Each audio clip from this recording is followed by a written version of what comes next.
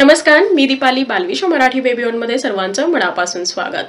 आजच्या व्हिडिओमध्ये आपण पाहणार आहोत लहान बाळासाठी किंवा लहान मुलांसाठी काही अशी प्रायमरी मेडिसिन्स, काही अशी औषधं की जी औषधं तुम्हाला तुमच्या घरामध्ये नेहमी उपलब्ध ठेवणं आवश्यक असतं। लहान मुलांच्या किंवा लहान बाळाच्या बाबतीमध्ये आपण प्रेडिक्ट नाही करू शकत। अचानकपणे बाळाला सर्दी होऊ शकते, खोकला येऊ शकतो, ताप येऊ शकतो किंवा बाळ हा अचानकपणे खूप जास्त उलट्या करायला लागतो, जुलाब लागतात, पोटामध्ये गॅस होऊ शकतो।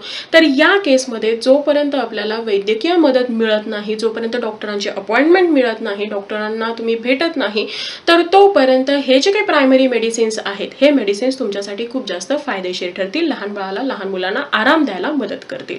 कोणते असे मेडिसिन्स आहेत जाणून घेण्यासाठी व्हिडिओ शेवटपर्यंत जरूर पहा। आवडला तर लाईक करा, बेबीओला सबस्क्राइब करा, तुमचे काही क्वेश्चन सजेशन्स असतील तर तेही कमेंट करा आणि हा व्हिडिओ जास्तीत जास्त पालकांसोबत शेअर करा जेणेकरून त्यांनाही त्याची मदत होईल। वळूया आपल्या आजच्या टॉपिककडे। या व्हिडिओमध्ये मी जे काही औषधं, जे काही मेडिसिन्स सांगणार आहे तर ते मेडिसिन्स घेण्यासाठी तुम्हाला डॉक्टरांचं प्रिस्क्रिप्शन असणं हे आवश्यक नाही। कोणत्याही मेडिकल स्टोअरमध्ये फार्मासिस्ट कडून तुम्ही हे जे मेडिसिन्स आहेत हे घेऊ शकता।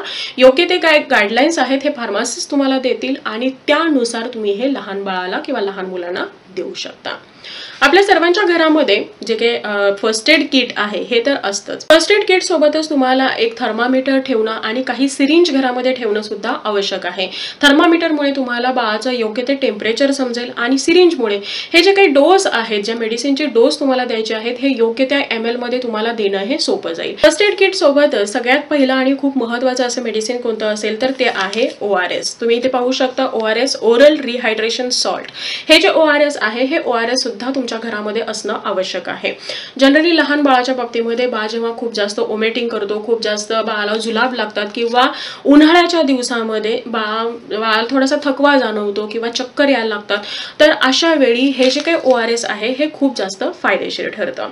हे शरीरामधलं जे पाणी आहे हे पाण्याचं प्रमाण हे मेंटेन ठेवण्यासाठी, एक प्रकारची एनर्जी देण्यासाठी, बाळाला फ्रेश वाटण्यासाठी हे फायदेशीर असतं। पण यावरती जर तुम्ही पाहिलं तर इथे हे कशा पद्धतीने बनवायचं आहे हे सुद्धा दिलेलं आहे। हे बनवण्यासाठी तुम्हाला 1 लिटर पाणी छान असं उकळवायचं आहे, उकळून ते थंड करायचं आहे आणि थंड झाल्यानंतर हे जे पूर्ण पॅकेट आहे हे पूर्ण पॅकेट त्या 1 लिटर पाण्यामध्ये तुम्हाला टाकायचं आहे आणि हे जे पाणी आहे हे पाणी तुम्हाला बाळाला थोड्या थोड्या वेळाने द्यायचं आहे। तुम्ही हे पाणी स्टोअर सुद्धा करू शकता, पण एकदा बनवलेलं जे पाणी आहे हे पाणी तुम्ही फक्त 24 तासापर्यंत वापरायचं आहे। 24 तास होऊन गेलेले आहे तर त्यानंतर तुम्हाला नवीन पॅकेटनी नवीन पाणी हे बनवायचं आहे आणि ते बाळाला तुम्हाला द्यायचं आहे। त्यानंतर दुसरं मेडिसिन आहे ते म्हणजे हे पॅरासिटामॉल। तुम्ही जनरली हे पाहिलं असेल, बाळाला जेव्हा वॅक्सिनेशन होतं, लसीकरण होतं, तर त्यानंतर डॉक्टर हे त्यासोबत बाळाला हे पॅरासिटामॉल देतात।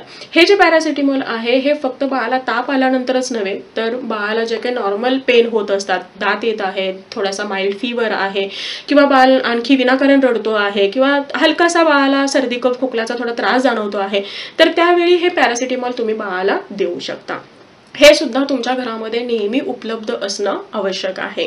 हे पॅरासिटामॉल घेत असताना तुम्हाला फक्त एवढंच लक्षात घ्यायचं आहे की यासोबत कोणतं मेडिसिन कॉम्बिनेशन मध्ये असायला नको। जे फक्त पॅरासिटामॉल आहे लहान मुलांसाठी तर ते तुम्हाला बाळाला हे घेण्यासाठी द्यायचं आहे। लहान मुलांच्या बाबतीमध्ये तुम्ही ते पाहू शकता, हे शुगर फ्री आणि कलर फ्री असं हे असतं। त्याचबरोबर इथे वेगवेगळे फ्लेवर सुद्धा मिळतात। हे चेरी फ्लेवरचं आहे, याबरोबर स्ट्रॉबेरी फ्लेवर, आणखी फ्रूटचे वेगवेगळे फ्लेवर्स असतात, तर त्यानुसार तुम्ही हे घेऊ शकता। त्याचबरोबर यावरती सुद्धा खूप साऱ्या अशा इन्स्ट्रक्शन्स आहेत की हे कधीपर्यंत द्यायचं आहे, किती वेळाने हे रिपीट करायचं आहे। इथे काही एज वाईज तुम्हाला डोसेस सुद्धा दिलेले आहेत की किती दिवसातून किंवा 24 तासामध्ये हे किती वेळा रिपीट करायचं आहे, किती तासांनी रिपीट करायचं आहे आणि किती ml हे द्यायचं आहे। हे पॅरासिटामॉल आहे हे लहान मुलांच्या वजन जेवढं आहे, वेट जेवढं आहे बाळाचं, तर त्यानुसार त्याचे डोसेस हे ठरलेले असतात। जे तुमच्या बाळाचं वजन आहे त्यानुसारच तुम्हाला हा डोस बाळाला द्यायचा आहे। यासोबतच एक तुम्हाला कफ सिरप सुद्धा ठेवायचा आहे। जेव्हा जेव्हा बाळाला थोडासा खोकला येतो आहे किंवा उबळ येते आहे असं वाटतं आहे तर त्यानंतर तुम्ही हे कफ सिरप सुद्धा बाळाला देऊ शकता। जे काही मेडिसिन्स आहेत त्याचा योग्य डोस आणि त्याची एक्सपायरी डेट, बाळाच्या एज नुसार, वेट नुसार त्याचा जो काही डोस आहे, किती वेळामध्ये रिपीट करायचा आहे, या सगळ्या इन्स्ट्रक्शन्स तुम्ही जर प्रॉपरली फॉलो करून बाळाला देत असाल तर ते बाळासाठी त्या काळापुरतं हे आरामदायक ठरेल।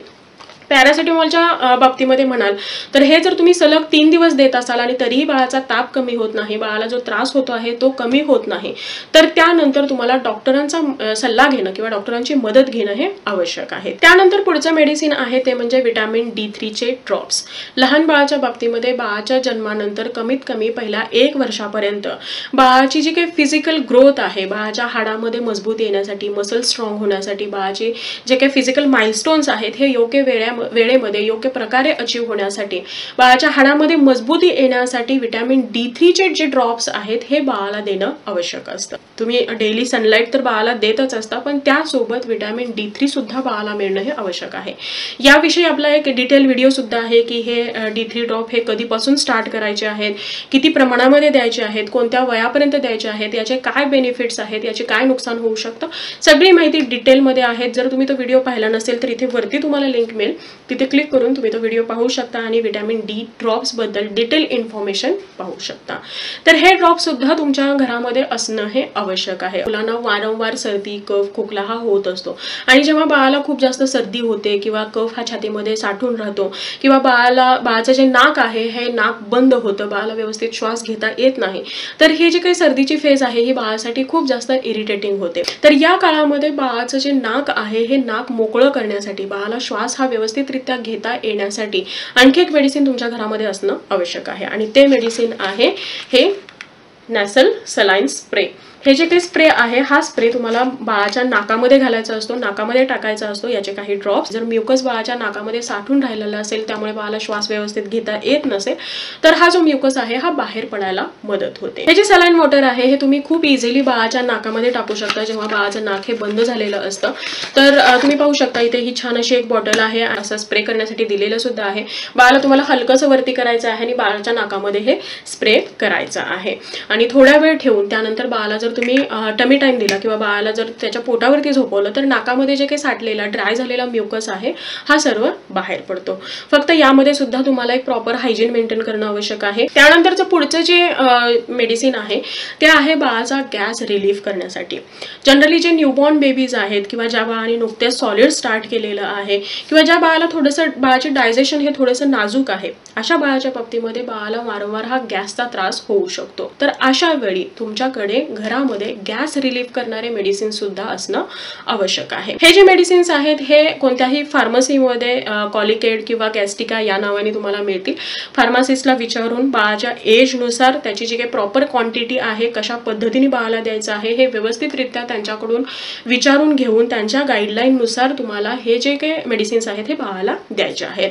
तर हे काही मेडिसिन्स होते, या काही गोष्टी होत्या ज्या गोष्टी तुम्हाला तुमच्या घरामध्ये नेहमी उपलब्ध ठेवणं हे आवश्यक असतं. सो आय होप आजचा व्हिडिओ तुम्हाला आवडला असेल आणि हेल्पफुल ठरला असेल. Thank you so much for watching. Bye bye. See you soon with new topic.